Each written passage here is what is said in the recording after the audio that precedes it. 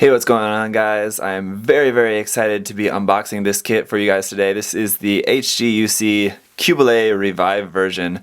This is a kit that I think desperately needed the Revive treatment, and I can't wait to check this out to see how it's going to be. The Revive kits so far have been amazing for the most part in pretty much every way, so I can't wait to see how they've improved on the Qubeley in this case. Really quite a large box. I think pretty much everyone I've seen been looking at this box on YouTube has been saying that the box is bigger than expected. I thought the exact same thing when I first took out this box.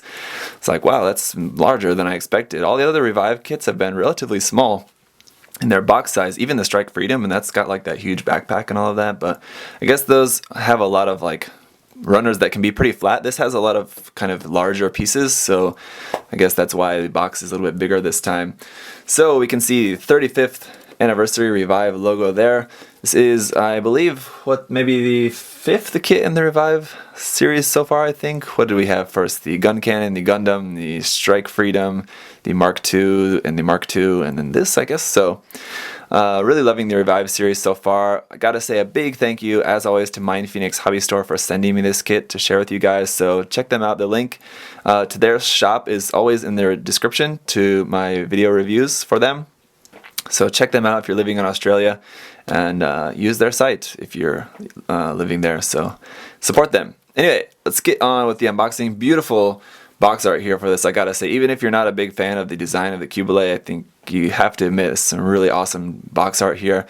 Sadly, no effect parts for the funnels. If you want those, that's going to be, of course, a Bandai exclusive effect part set. I don't, at the moment, have no plans of getting that, but you know, who knows, that could change my mind, but for right now I'm not going to be getting that.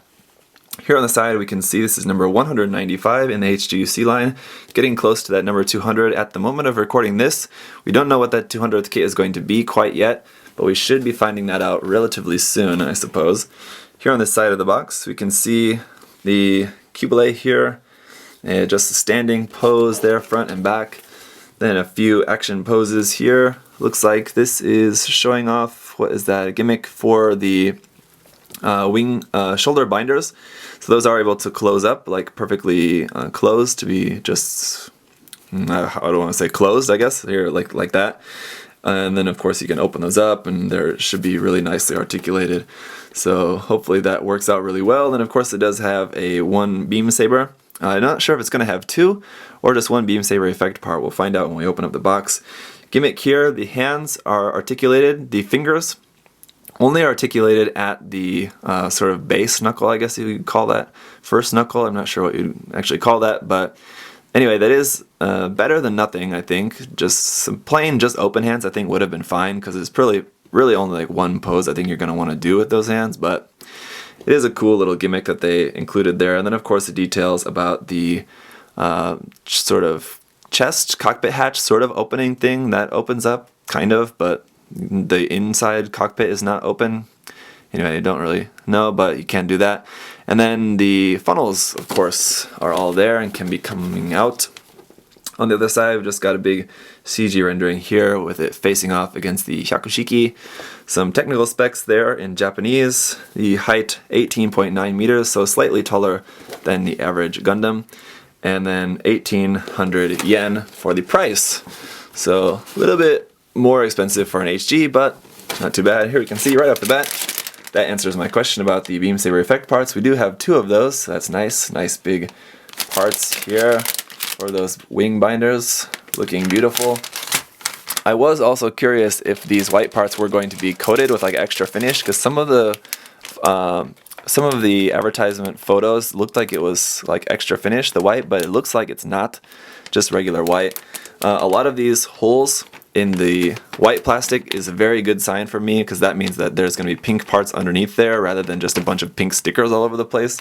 So that's a good sign. A lot of really nice gray parts there. The hands look quite large, actually. We'll take a closer look at all the runners more closely momentarily. Here's some blue parts, pink parts there for going inside. Some more gray parts. Looks like there's a copy of part of the previous runner. Then some more dark pink there for inside the torso. It looks actually quite large. larger than I expected. And then some more light pink parts there, along with some funnels. Again, that looks like a copy runner. So let's go ahead and take a closer look at the manual here. Nice big HGUC manual. There's all of our technical specs there at the top. Armaments, beam saber, beam gun, and funnel. The beam saber doubles as a beam gun. The one thing that's cool about the other P Bandai release for this is going to be the Mark II, Qubeley Mark II, the red version for Peru 2. Cool thing about that is that it comes with the multi beam saber handle, so you can have it's like one beam saber handle and like 2 or 3 beams coming out of it. I think the photo that I saw looks like it showed 2, but I think it's supposed to have 3, so I don't know, we'll see. But that looks really cool. This one is only coming with the single beam saber, of course. Action and rear view images here. Looks really nice. One thing about the Qubeley design that I've never liked is the back of the feet. These like big bulb things that it's like standing on. Looks really weird, but the rest of the design I'm totally into. And then just some more about those gimmicks. We saw nice detail up under the feet. That's good. No hollow spaces. That's always nice. Same picture we saw on the outside of the box. And then here's our color guide there. A lot of white and pink and purple. Color scheme may not be for everyone, but you can always change that with paint. Some more information just about the Qubeley here. Action shots. Same stuff we saw on the outside of the box again here. So let's get into our parts list. Fairly longer manual here than usual. Our parts list is going to have, we're going to be using everything except for one polycap, the polycap for the neck. So of course this is going to have a different neck attachment. It should be a plastic piece rather than like a polycap, as I would hope. So that's nice that that is included. This is going to be hard to maneuver this on camera, so bear with me a moment.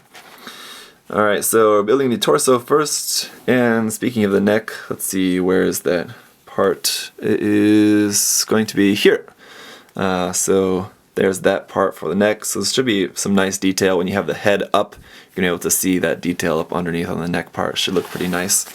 And the head, of course, is going to be relatively simple, just 3 parts there, and then a sticker for the eyes. Of course, hopefully that detail is molded in, so if you want to paint that, you should be able to pretty easily. Then building the arms and the binders for the arms at the same time. Looks good. The right arm followed by, there's all of that, followed by the left arm. So there's that. Then putting the upper body together. Then the feet. Building the legs. Legs, legs, legs. I gotta say, just from scanning through this and just for the photos we've seen on the outside of the box, looks like a really super nice kit. So finishing up the legs here, and then building the waist section. And on our last page, just putting everything together. Looks like just putting the body together is a lot of moving all this stuff around and putting this in here and all that and that there. Kind of complicated. And then building the backpack, which is just this sort of tail piece, but it is technically a backpack. It does attach onto the back, not the back skirt. And then just building our weapons just should be pretty simple there. They just fit into the sort of wrist, the forearm, which is pretty cool. And then of course you can move the hands up, you can fold the binders down and do all sorts of fun stuff. So let's go ahead and take a close look now at the runners. For our foil sticker sheet, here we've got a bunch of these little pink ones. I'm guessing those are going on the shoulders, I believe, maybe. And then 2 different sets of eyes here. It's actually 1 sticker and a second sticker. You can choose whether you want to have the pink eyes or the green eyes. So yeah, that's it for the foil stickers. Pretty minimal there. For polycaps, again, PC002, and we're not going to be using this one here for the neck piece, but we're going to be using all the rest of those. And then SB13 for our Beam Saber effect parts from 2013. These are just in clear yellow. And runner A is going to be a bunch of our large white parts here. You can see parts for the skirt, the backpack, the legs, the head there. And these runners are going to be marked HG, I'm not sure how well you can see that, HGUC 195, 1/44 scale Qubeley. Runner B is going to be the remainder of our white parts. Obviously there's our parts for the shoulder binders, forearms, feet, and we do have 2 of this B runner. For runner C1, we've just got a bunch of regular gray here for inner frame parts, hands, joints, all of that. And then we do have a runner C2 as well, just going to be a copy of this half of that. Runner D1 is going to be pink parts for inside the shoulders, parts of the feet, inside the backpack there, skirt. Here's some of our funnels. We got 5 funnels on here. Then we do have a runner D2 as well, which is a copy of this section with 5 more funnels, giving you a total of 10 funnels. Then we have runner E1, it's going to be a couple of blue parts, not too many, and then followed by E2. You can see how these were once connected like that. Anyway, E2 is in this more purplish color. It's just kind of a darker pink, lighter purple. Sort of interesting here that the back part of the torso has this engraving here, this 2 LMES, it looks like that. I can't remember from the series. This is slightly embarrassing. I've seen Zeta, but it's been a few years since I've watched it. I can't remember what the significance of that is, but I'm sure one of you guys will let me know in the comments down below, someone who knows or someone who's able to check the Gundam Wiki page faster than I'm going to check it right now. But it's sort of interesting that that is there on the back of the torso. And that's it for the runners. So that's going to be it for unboxing the HGUC Revive Qubeley. Looks like a really, really nice kit. Definitely looking forward to checking this out. Like I said, I know the Qubeley is not for everyone.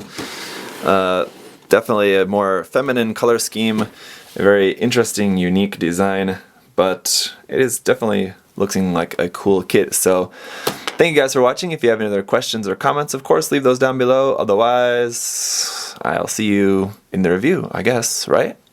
Okay. See you later. Bye-bye.